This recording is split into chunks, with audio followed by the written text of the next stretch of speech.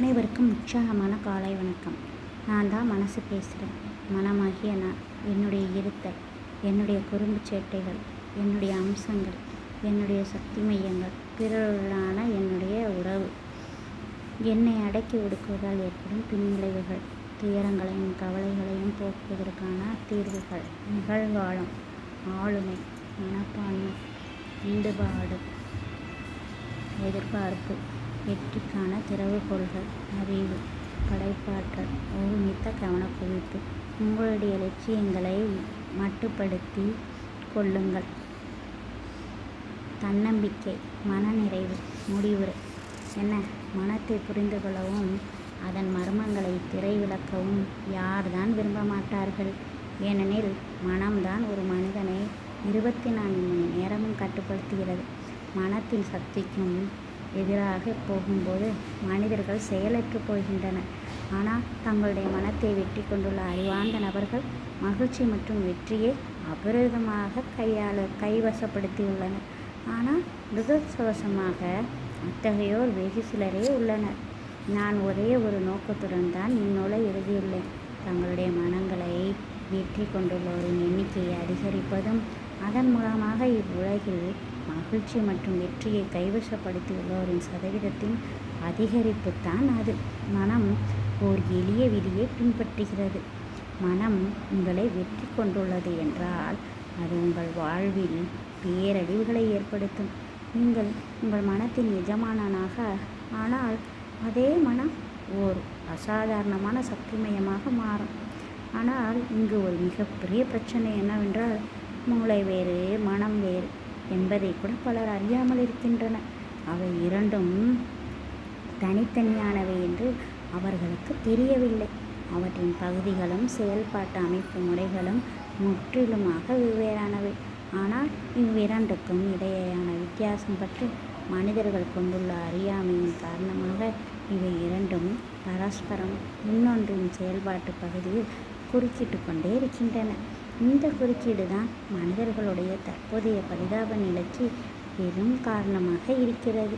எனவே பல சுவாரஸ்யமான கதைகள், சம்பவங்கள், உருவக கதைகள் போன்றவற்றின் உதவியுடன் மனத்திற்கும் மூளைக்கும் இடையேயான வேறுபாட்டையும் மனதின் செயல்பாட்டு அமைப்பு முறையையும் நான் விளக்கியுள்ளதோடு கூடவே அவற்றை கையாள்வதற்கான வழிகையையும் இந்நூலில் நான் பரிந்திருக்கின்றேன். இந்நூல் உங்கள் வாழ்க்கைக்கு ஒரு புதிய வழியை காட்டும் என்று நான் நம்புகிறேன். இந்த நம்பிக்கையுடன் இந்த நூலை நான் உங்களுக்கு காணிக்கையாக்குகின்றேன். தீப் திரிவேதி அவர்கள்.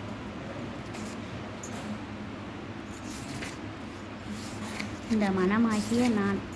ஒரு மனிதனின் அனைத்து வெற்றிகளுக்கும் தோல்விகளுக்கும் பின்னால் உள்ள ரகசியம் அவனுடைய மனத்தின் ஆழத்தில் ஒளிந்து கிடக்கின்றது. என்னுடைய இருத்தல். மனதை பொறுத்தவரை அறிவியலும் இருட்டில்தான் இருக்கிறது. என்னுடைய குறும்பு சேஷ்டைகள். ஒரு மனிதன் என்பவன் ஒரு மனம்தானே அன்றி வேறு எதுவுமே இல்லை. என்னுடைய அம்சங்கள். மனத்தை விட அதிக சிக்கலானது இவ்வுலகில் வேறு எதுவுமே இல்லை. என்னுடைய சக்தி மையங்கள். மனத்தின் நிலையில் ஒவ்வொரு வினைக்கும் சம அளவு எதிர்வினை ஒன்று இருக்கிறது. மனமும் மூளையும் முற்றிலும் இருவேறு அம்சங்களாகும்.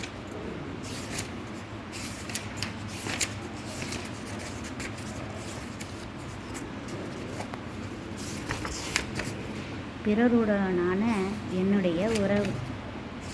உங்கள் உடலுக்கும் எனக்கும் இடையேயான உறவு. சூழல்களுடனான என் உறவு. மனதிற்கும் உடலில் பௌதீக ரீதியான இருத்தல் எதுவுமே இல்லை. மூளையுடனான என்னுடைய உறவு. என்னை அடக்கி ஒடுக்குவதால் ஏற்படும் பின் விளைவுகள்.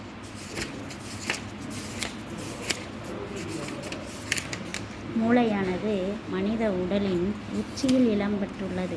ஆனால் மனம் தொப்புளில் நிலை கொண்டுள்ளது. மனத்தை விட அதிக குறும்புத்தனம் கொண்டது வேறு எதுவுமே இல்லை.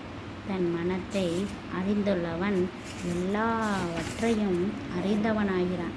மனித மனம்தான் மிகச் சிக்கலான இயங்குமுறையாகும். துயரங்களையும் கவலைகளையும் போக்குவதற்கான தீர்வுகள். வாழ்க்கை என்பது தற்போதைய கணமே அன்றி வேறு எதுவுமே கிடையாது. எதிர்காலம் முற்றிலும் நிச்சயமற்றது. அதை பற்றி யோசிப்பதை விட அதிக முட்டாள்தனமானது வேறு எதுவுமே கிடையாது.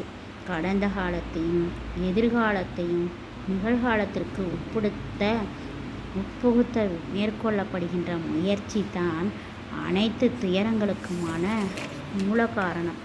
மிகவும் அறிவார்ந்த மனிதர்களால் கூட ஒரு நேரத்தில் ஒரு கணத்திற்கு அதிகமாக வாழவே முடியாது. ஒரு மனிதன் உண்மையிலேயே வாழ விரும்பினால் அவனுக்கு ஒரே ஒரு தேர்ந்தெடுப்பு மட்டுமே வழங்கப்பட்டுள்ளது. அது நிகழ்காலம் மட்டும்தான். ஆளுமை, உண்மையான ஆளுமை, புறவயமான ஆளுமை, அகவயமான ஆளுமை. ஒரு தனிநபரின் ஆளுமைக்கு 2 படலங்கள் உள்ளன. ஒன்று புறவயமானது, மற்றொன்று அகவயமானது. ஒரு வலிமையான அகவயமான ஆளுமையை பெற்றிராத ஒருவரை இந்த ஒட்டுமொத்த உலகமும் வெறுமனே ஒரு பொருளைப் போல பயன்படுத்தி கொள்ளும். மனிதன் என்பவன் மற்றவர்களுடைய விருப்பம் போல இயக்கப்படக்கூடிய ஒரு இயந்திரம் அல்ல. கண்ணிமைக்கும் நேரத்தில் மற்றவர்களின் தாக்கத்திற்கு ஆளாவது ஆளுமை இல்லாததைத்தான் காட்டுகிறது.